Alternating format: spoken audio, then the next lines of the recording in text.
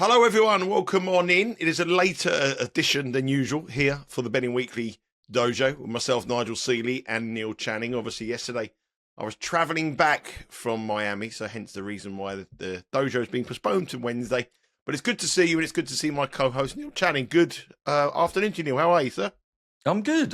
Yeah, I've missed you, actually. I like having a dojo on a Monday. Oh. Seems a bit weird having it on a Wednesday. And people, I don't know, people must be watching because people keep asking me, where's the dojo? You haven't done one this week. Nagging me. It's like having a job. That's right. I think Betting Weekly Live, you had people asking where the dojo was. Monday was a difficult day because I literally, this is the nightmare when you go abroad doing stuff. You don't have enough data on your phone. So your phone at some stage will go into that mode and say, right, you've run out of data. It's costing you X amount of money per megabyte you use. I don't even know how it works. Is it only America? Megabytes. That doesn't happen in Europe, does it? I have a sort of a roaming thing. It allows me some certain kind of free stuff. You know, when I went to Dubai, it wasn't free at all. But then if you start using it constantly, like for Instagram, for everything, it hits a trigger where your telephone provider says that's enough. So your credit limit, say it's 200 quid or whatever, 250 quid, and it's impossible to get hold of them. So basically, you're out of action, and that's what happened to me on Monday. Completely out of action at the tennis. It coincided when I went on a walk, which took me about an hour and 20 minutes rather than pay an Uber fee, and in soaring heat, and everyone thought Sean I was would have been proud of you because of the heat, but it wasn't. Yeah, it was, well, yeah, saving money. But there wasn't a $1 bus there, unfortunately, which I couldn't get. So I had to walk.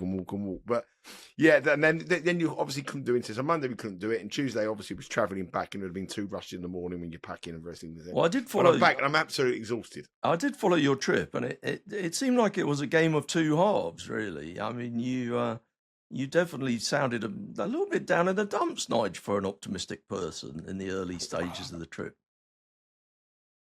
Well, I mean, the trip itself is brilliant. The tennis tournament is great. The location's fantastic. We had a brilliant time. But yeah, it was. I mean, I did a couple of podcasts with Sean, and I was very, very frustrated on what day was it? When was the 22nd? It seems that the Miami tournament seems to have gone on a long time. We're into the second week, aren't we now? Well, yeah, I mean they all go on for 10 days, but this one seems to be very, very long. But it's a great tournament. But I did feel a little bit. I'm not really down. I mean, down is not. I don't really get heavily down or up on being done this game a long time and gone through some serious downs over the years. Now I'm and serious ups as well. Now I ride the emotions differently. But I think I felt frustrated. Very, very frustrated. And I think that come across in some of the shows and some of the bets that we had and some of the results that went in our favour, because I think there was one day, I'm just going to check my phone when the 22nd, because I got it down the 22nd, the 23rd.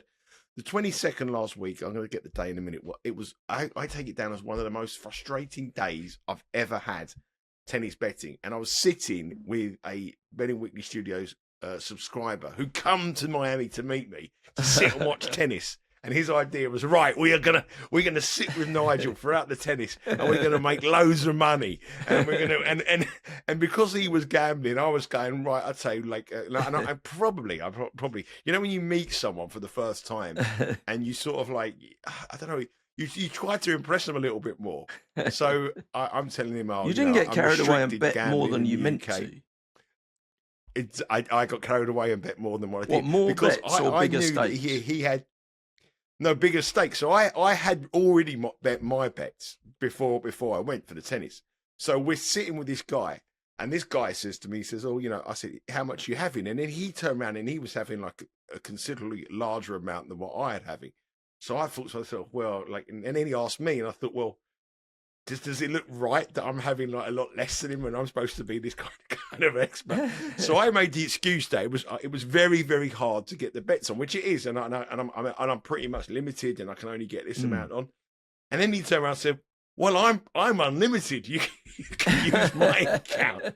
And with that, you suddenly think, "Oh, right, now I've set myself up. Do I actually go through with his promise, or do you sort of make your excuses and go?" So I said, "Oh, that's kind. Go on then. I'll have a few bets." So I'm thinking, all of these can't lose. So I've upped my stakes. quite like sort of double than what I've had originally to impress this guy. So he's bet. Yeah, no problem. We've got that. Well, the first match we're watching, and we're sitting watching it live, Neil. We're sitting in the thing watching it live. So the first match is Kasper Ruud up against Kekmanovic, right? And you love Kasper Ruud generally. Ruud. No, Holger Rune I like. Kasper Ruud. Sorry. I don't like him. I'm not. He's a nice guy. But Kasper, I think the market's always wrong about Kasper Ruud. So anyway, we're sitting there, and if it goes our way, so we're with Kekmanovic. If he wins the first set 6-3, sitting there. Easy this game, son. Easy this game. Counting your money, obviously counting your money. And you're watching the match. Next minute, second set, he's 15-40 on Ruud's turn to go. I think it's like 4-1 up or 4-2 up. He's trading like 10 on, minus 1,000. You're thinking, it's done. Feet up. He manages to not break. Next he loses from in play. So he loses like you're minus $10. So the guy's, that was a good bet. It's a great bet. No problem. What's it? Well, we go to another court. I can't stand. I can't bet Emma Raducanu. She can't win. Emma Raducanu cannot win. She's playing Navarro, the toughest fighter in women's tennis. She wins. Do you want us to get some more? What price is she? Well, no, we won't do anything yet. Anyway, she loses the first set from like a winning position. She has 2 set points. She's going to win. She's Navarro's trading 5 on. She's 2 set points only. She manages to lose her set. I'm sitting there thinking, this can't possibly go any wrong. This guy's sitting here with me. He says, she's plus 180 in running now. Go on in. Go on then. We'll go in. Go on then. We'll go in again. We go in again. She wins the second set 6-2. Easy. She's now going into the final set. She's minus 350. She wins. It's a winning day. I'm back. Even with my final bet, it's a winning day. Well, the last set, she's 4-1 up. Trading 2,000, 20 on trades, and she managed to lose it. So now we're thinking, right. Oh my God. Now we go back to the main court and we bet Novak Djokovic over 19.5 games, even money. Oh, I think I saw this. What do you think, Troy? Yeah, I think it's a first set. Djokovic loses 6-love. The whole crowd is cheering the greatest tennis player in the world. Me and this guy are sitting. He's looking at me and going, "Do you really think this Rinky Hitchagata?" Could win the second set and get us out of trouble.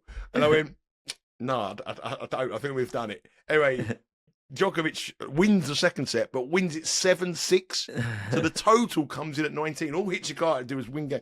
So by the end of it, my passing shot was to the guy. It's pretty one-sided. I think it was like 7-3. But he only needed to win one game in set number 1. Yeah. And then my passing shot to the fella was, thank you very much. Give me your PayPal details. I'll send you the money now. And I just sat there and I thought to myself, what have you done? Why have I done this? And what it was is a bit of ego that's taking place. Some unbelievably bad beats.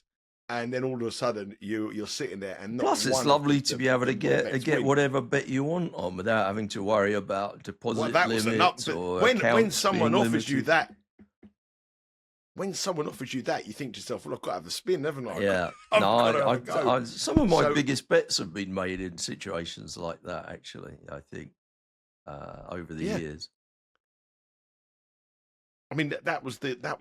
But so I've done too much, and this is the reason I wanted to talk about this on the trip was obviously I've made a fundamental error. I've gone too much. I've not, nothing that I can't afford, but I've gone in too much, and I thought, oh no, and watching it firsthand and seeing these matches going, I knew throughout that day, because I knew I've gambled bigger than I should have done. I knew that I was done. There was something in me saying, none of these are going to win nice. None of these are going to win here because you've gone a little bit too much. And it's every time I seem to do that, go out of my comfort zone, or slightly out of my comfort zone in terms of the stake, it always goes wrong on me. Well, it's interesting you say that. I've got a few things that's making me think of. First of all, each individual bet is a separate entity. And, as you know, the results of one match don't have an effect on the results of the other match. So you have said to me in the past, and other people have said to me with the tipping site that I do, sometimes people say, oh, I couldn't get on all of the bets because, one of them, the price went really quickly, or it wasn't the person I was betting with didn't have that thing or whatever. And I always say, well, at the end of the day, they're all plus EV bets, and we have a staking plan, which shows you how strong each bet is. So, if you only did the really strong ones, or if you only do the ones you can get on, you should still win in the long run. We've had 11 years of winning on that tipping site, and obviously we have our ups and downs, but generally speaking, every bet has been well thought out, and we give reasons and whatever. So, the idea that the day that you really stake up, it doesn't change the result. It could be that the day that you really stake up and go bananas and bet 10 times your normal amount turns out to be a brilliant day. It just happened that on this occasion it wasn't. Now, obviously, there's a big proviso there. Every time that's ever happened to me, it's never happened. It's always, if I've upped my stakes too dramatically. Well, I guess the proviso, never. The proviso is that it doesn't affect the way you play.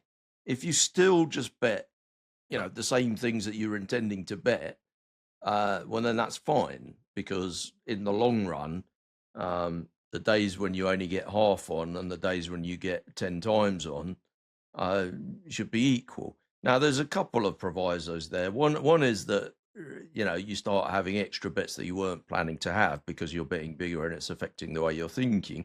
The other one is the market. If you're in a situation where you're limited, and you find, you're betting with one out and you can only bet, a tenth of what other people can bet or something like that. And then suddenly there's a match where you seem to be allowed to bet whatever you like, or you're betting on an exchange where you can only find the prices that you want in a relatively limited size on a fairly obscure sport that you're looking at.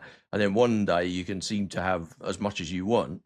There's a reason why you're allowed more the other time. It's because there's proper liquidity the other way, and maybe that's a time where you don't want to be on.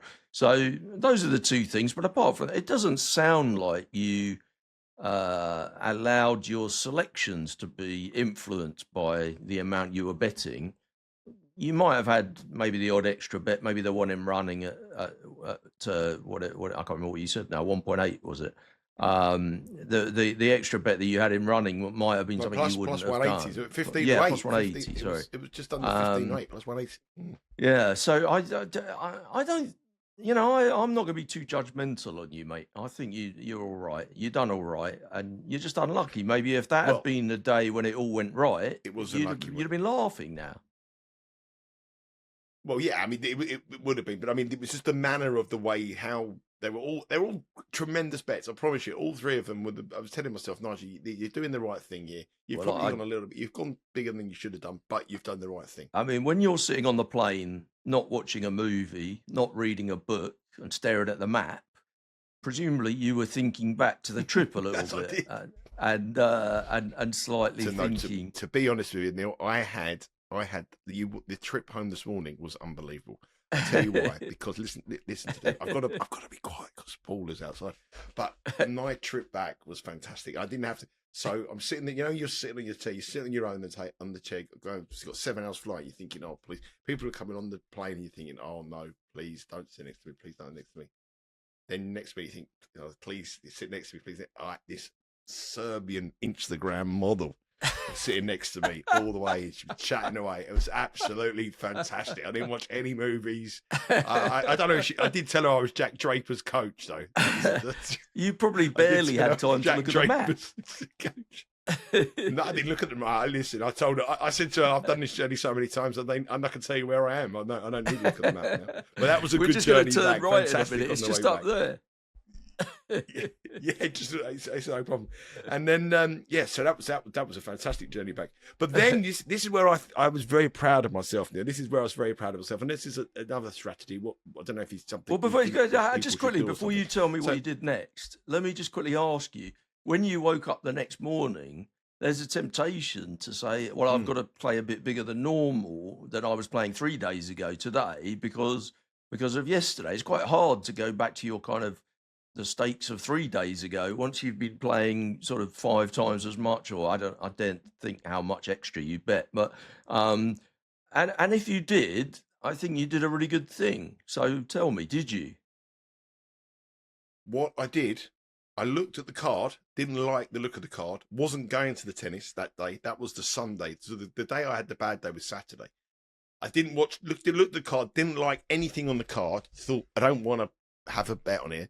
I knew that I wouldn't be able to get the levels on that I was previously because the guy had gone, so I couldn't ring him up and say, oh, any chance you can help me again? Because I thought, I don't want to do that. So I thought I'd just leave it. What I decided to do was have a complete day Go to off. church? So I got, no, I went down the Everglades, Rodney Trotter style. Delboy went on the Everglades to see the alligators. Fabulous. My luck wasn't very good on the alligators. It was a really murky day, and we saw one alligator in an hour and 15 minutes. And yeah, the tour guide kept on saying, "Oh, it's so bad because the sun isn't shining. The alligators don't come out.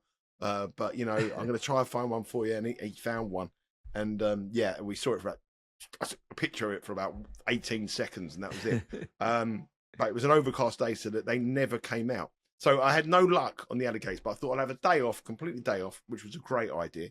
Mm-hmm. And then the next day, the Monday, I went to the tennis, and I had about 10 different bets, all to my normal stakes, and 9 of them won. So I had 9 winners out of 10. Amazing. And it Amazing. all went on the final, and it back to my normal stake. And the last match was Cerundolo at plus 180 against Tommy Paul. And if he had won that last match, which was the night match, if he wins the night match, then we are the 2 days I'm in profit. And Amazing. He went on and won the night match in profit for the day. Anyone who follows game bet match for that talk for Miami tournament is in profit for the thing. And then yesterday, I think it was going back to your argument before when you said before, when you get an opportunity and you see a price that is completely the wrong price or the price that you think is the maximum price. Cerundolo played Tommy Paul yesterday, and you could bet him at just around about even money. You got bet into heavy minus 125 and 130, and I thought that was my comeback day because Casper Ruud let me down on the first day. Cerundolo has been our go-to man this tournament. We got him to win the tournament as well. I was there. I knew the atmosphere. I knew the Argentinian support was quite heavily, and I had a decent-sized bet on that one, which was made the week. So my target to go there was to pretty much pay my expenses with the betting, and with the help of Cerundolo, we've not far covered the spreads, but it would have been a tough journey back if I was coming back onto. I mean, even with with the model Tuesday. And all that, you'd have still been gloomy. Yeah. Oh, no, I would have been. She would have perked me up a bit, but I would have been. I would have been okay. But we were getting on. It was getting on really, really well. Talk to me, love. I'm looking at the map. This guy come over and he said, "Oh, she said, oh, this is my boyfriend." And I said, "Oh, he was on the other plane." No, and he was sitting somewhere else. I said, "Why don't you let?" Like, he was in the first class. She went, "No, I'd rather stay here with you." Well, that's handy. It's nice, isn't it? But anyway, he was up in the first class. You were in the steerage. I was in the steerage. I mean, I tried to do the old upgrade. Can you give me an upgrade, please? I've got bad back, but they weren't having any of it at the airport. But the moral of the story here, though, Channels, is that the fact is, you do get carried away sometimes when you're at an event. You do get carried away when you're in front of people. There is a part of it that you're trying, I wouldn't say show off, but you're trying to show that you're like, yeah. And I felt bad because the guy who was coming to the guest was losing money, and he was losing more money at a rate than I was. So I was sort of saying, well, this could be a bet to get him the opportunity to try and win some money back. Mind you. So I felt like I had to put my money where my mouth was, and it backfired. 9 bets on a Monday. That sounds like quite a lot of bets you had on Monday. Is it just in your heart of hearts there was no chasing going on there? Absolutely. I'll tell you what it was, Neil. I had 7 bets on the tennis, which I think Sean gave about 4 of them, and I had a couple of fancies on some other women's matches. I had 7 bets on them. 2 of them were on one match, so like I was betting the overs and the player, the overs or the unders and the player as well. So that there was like 2 or 3 on one particular match, and the other 2 were because I put a tweet out asking, because when I come back, I thought to myself, what's on now? I need to get some money back. So I put a tweet out, said, can anyone help me on March Madness? I know we got Doug on the channel, but we haven't had him on giving any March Madness tips. So I put can anybody help us on March Madness, please? put the message out, and I was inundated with people giving me bets on March Madness. But a friend of ours, Joe, sent us Yes. both the same text. And Well, that was amazing, on the wasn't Monday, it? so that was Because what was better. obviously last week on the Can dojo, you hear that guy mowing his lawn outside my window? He's I can't hear him loud, actually. Sorry. So last week on the dojo, you know, I was coming off of Cheltenham, the big horse race meeting, and it had been a bit disastrous. You know, we had a conversation, I think, before on a previous episode where people were talking about, like, when you're a professional, you know, do you have to win a set amount each week or each month, or do you have like targets? Or and this is a question that people quite commonly ask, and I was sort of slightly against that. I mean, I kind of know the average ROI on each bet that I place, but it varies from sport to sport. My horse racing bets have a much bigger variance than my football bets, for example, because, you know, if you're betting football matches at around about even money on the Asian handicap or totals, you know, minus $1.10 or even money or whatever, you're much less likely to have 10 consecutive losers than if you bet horses at kind of 12 to 1 or 20 to 1 or whatever.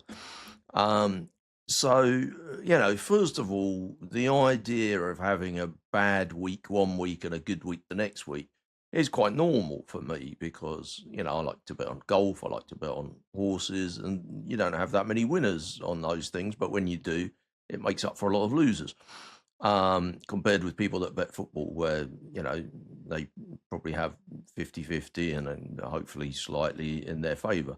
So that whole thing of trying to kind of know what you're going to be doing a week in advance and everything, and know how much you need to be betting, that doesn't really go in. I don't really go in for that. I also, as I've explained on here before, tend to bet bigger on big events, because just in terms of the ease of getting down and keeping my outs available and whatever, I'm trying to bet on things where the bookies are going to be, roughly speaking, happy to take my bets. There's another thing also, lots of things. We speak a lot of sense on the dojo. Your dad speaks a lot of sense. He hasn't passed it all on to you, but he said to you, and you've mentioned it before, that you should let the bets come to you. Don't go out looking for the bets. So the reason I say all these things is that, you know, in what's a kind of a quiet period for me, where the horse racing is a bit kind of low key, in the sort of end of the jump season, Cheltenham's finished, Aintree's coming up. That's the Grand National meeting. It's a big meeting. We'll probably touch on that next week. You know, I'm not really spending as much time day to day doing horses in the couple of weeks in between the two meetings. So I thought I was going to have a bit of a quieter time. But as you say, sometimes the bets do come to you. And so first of all, I was following Sean on the tennis. I do follow him fairly religiously, but occasionally I get into the problem that we were talking about just then, where I can't really get the bet on, or that market's not available with somebody I can bet with, or the price has disappeared quite quickly and I miss it. But I figure that, you know, all of his bets are plus EV. I've run really good in that Miami tournament. I think the main three bets I've had in the last week were all on Serendulo. So I've had three consecutive. I think he won a plus 425 in one of them. I think it was that big, wasn't it? We bet him on the handicap and we bet him to win the match. Yeah. Then I think it was plus 180 to beat somebody.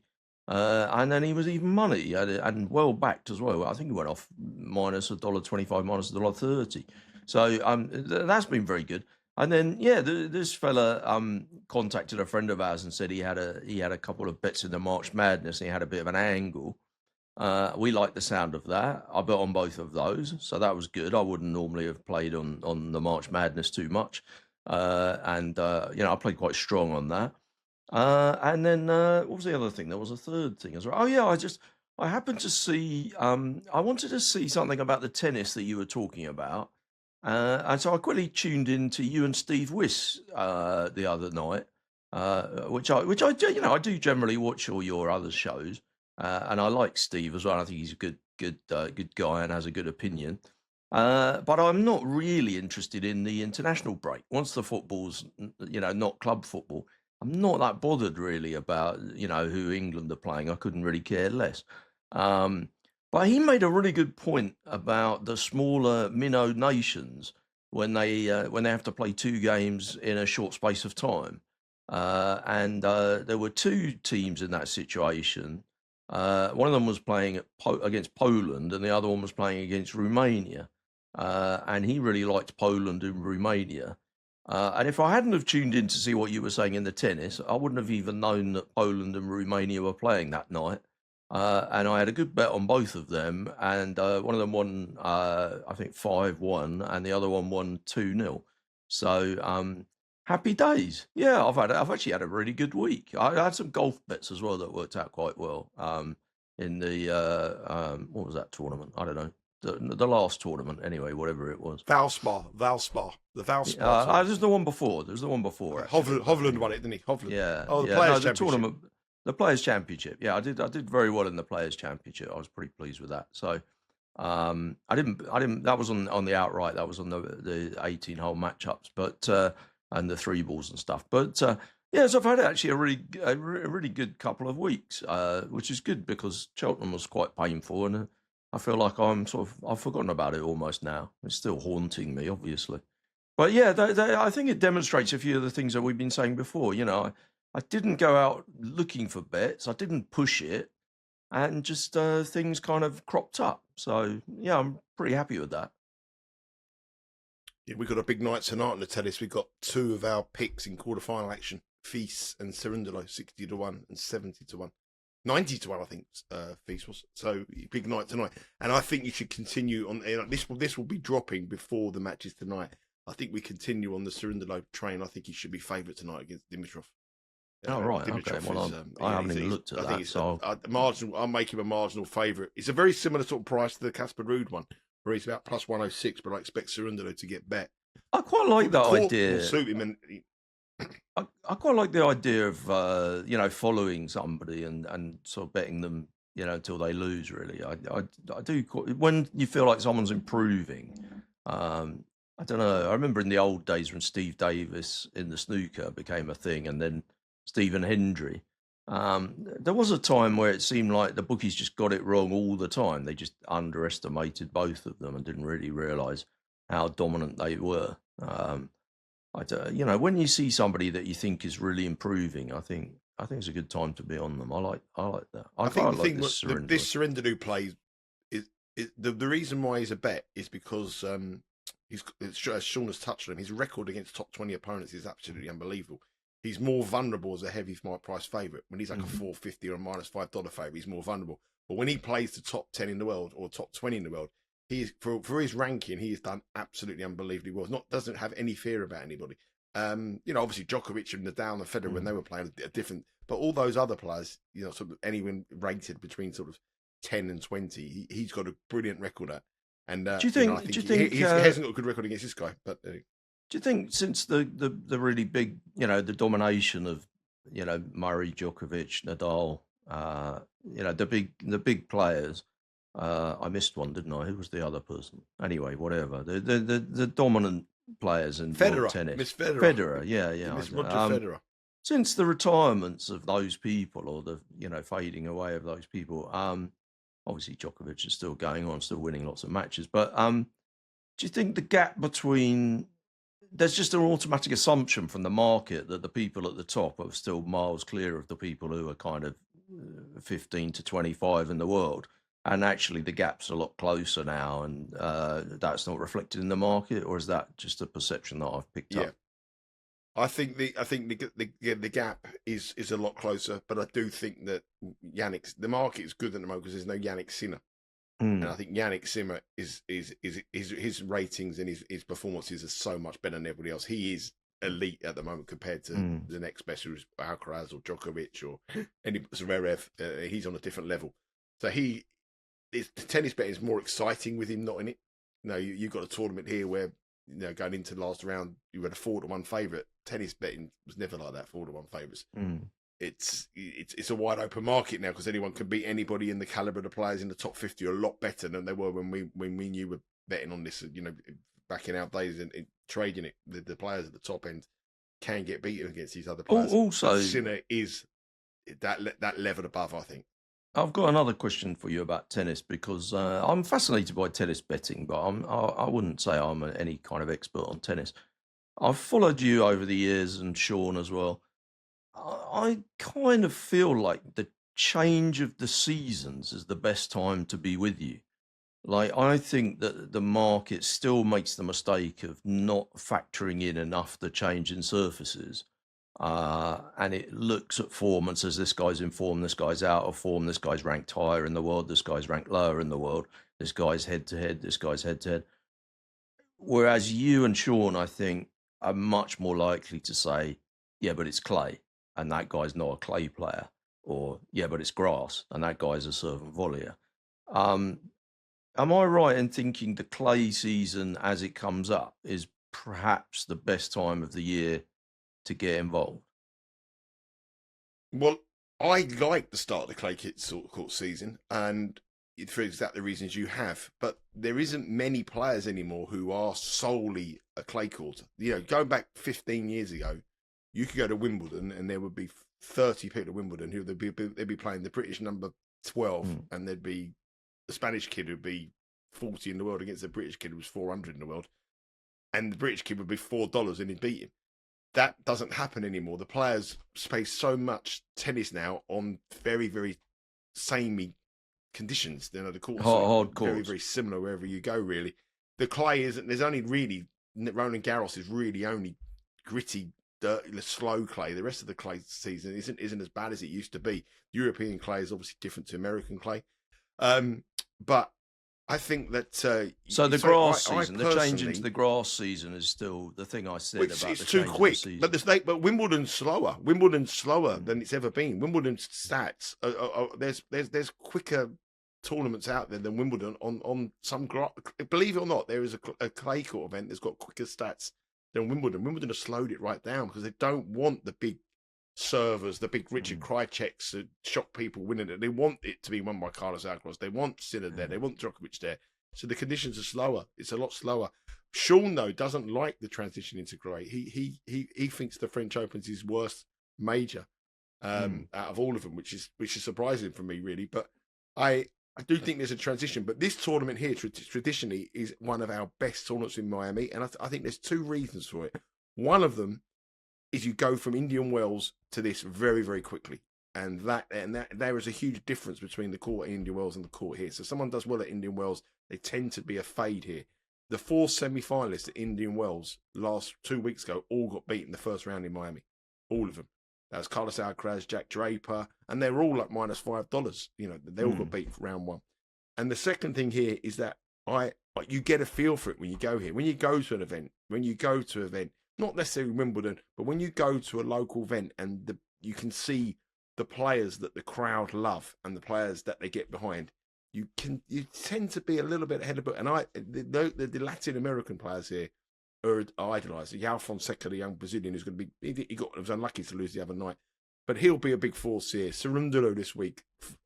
Gael Monfils, 39 years of age, Frenchman. The crowd for him was wild.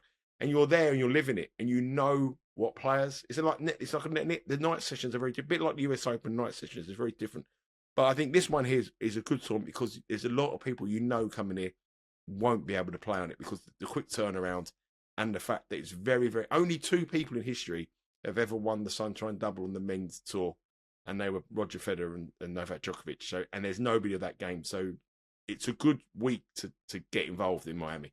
And that's why I was so frustrated that the day that I decided to get involved in big style, I ended up losing. I don't think you did much wrong. Before we move on, you had a bunch of plus EV bets to much stronger stakes than you normally would. Yeah. That sounds like a good thing in the long run. Yeah, it was a good thing, but unfortunately, I haven't got that option every day of my life. Hopefully, you're going to live a bit longer, Nigel. To use an unlimited betting account in America, I have one day to use it, and I completely ruined my chances.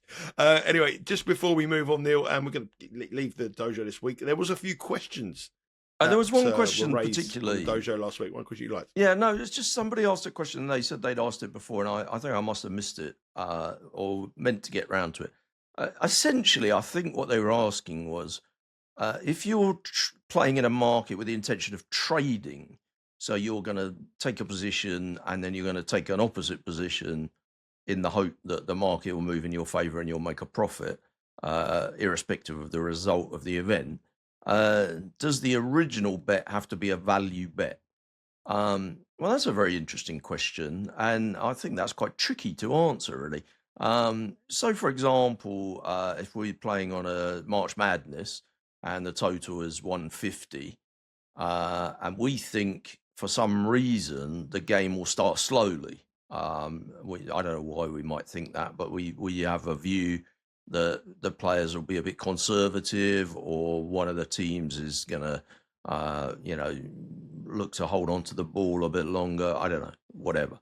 So we take under as a starting point, and we're correct. They do start slowly, and there's very little scoring in the first 3 minutes. And the total drops to, in play odds, the total drops to, I don't know, 142. And now we can take over and get out of it. The problem with doing that and having an opinion on what's going to happen going forward, is that that's just, you're right in your opinion, but do you have an edge over the market? Like, how do you know that the market has not already factored in that, if the coaches have said in the media, well, we're going to take it quite conservatively early, maybe the market will have factored that in, and maybe the market won't allow the points to drop. If you just kind of divide up a game into the time, you can sort of say, well, it's 150. There's going to be 75 in each half, so 10 minutes is worth 38 points or whatever. And if they score in 5 minutes, they score less than 19 points, well, then the total should come down. But maybe it doesn't come down enough because everybody knew that they were going to start early. So I think, although you probably can make a profit doing things like that, the other thing is, of course, you're paying the vig. If you bet $1.10, the under 150, and then you have to bet $1.10, I don't know, over 142, you're paying two lots of juice. So I think basically the correct answer to your question is every bet you have to take it as an individual thing and have value. But if you're a trader, you can get value just by being fastest finger first.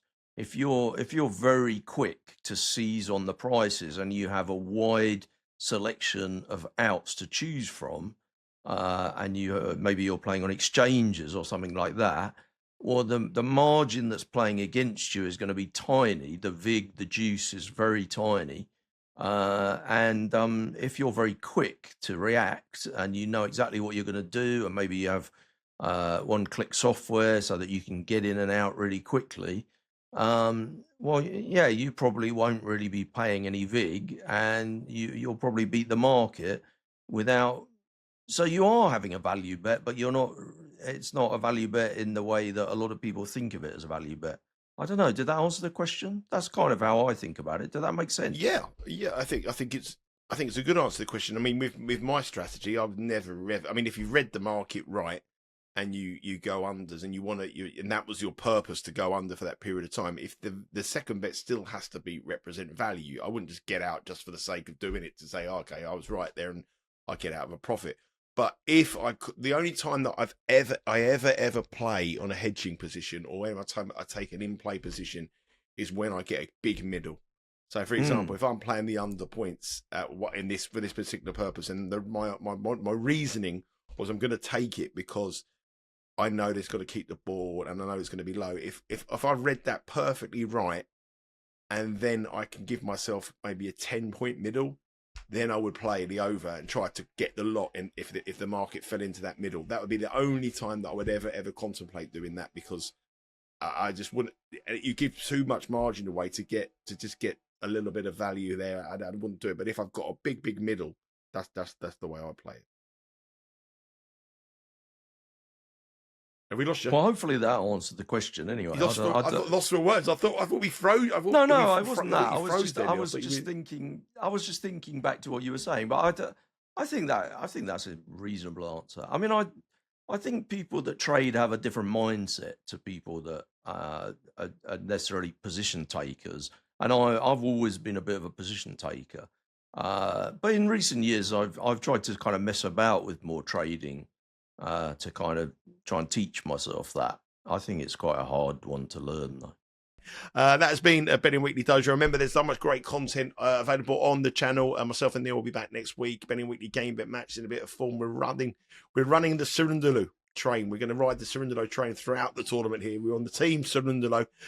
Make sure you subscribe to the channel. Hit that subscribe button. Still, many of you do not subscribe, which is a big shock, but we are getting a huge amount of subscribers coming through. Give us a follow on our Instagram account at Because We Win. Last week I was in Miami. Hope you enjoyed the content there. And next week, Sean will be in Marrakesh to follow his adventures in Marrakesh as well. Remember, Betting Weekly live every day at 11 o'clock Eastern time. One of the team will be on there giving the best bets on that particular day, as well as the market movers from Bet Rivers. Neil, thanks very much, mate. Take care, and we'll speak again next week. Probably, hopefully Monday. Be an early edition. No travelling next week, so Monday as well. But hopefully now I'm going to go and have a word with the neighbour and keep that lawnmower down. It's doing my head in. Take care. See you next week.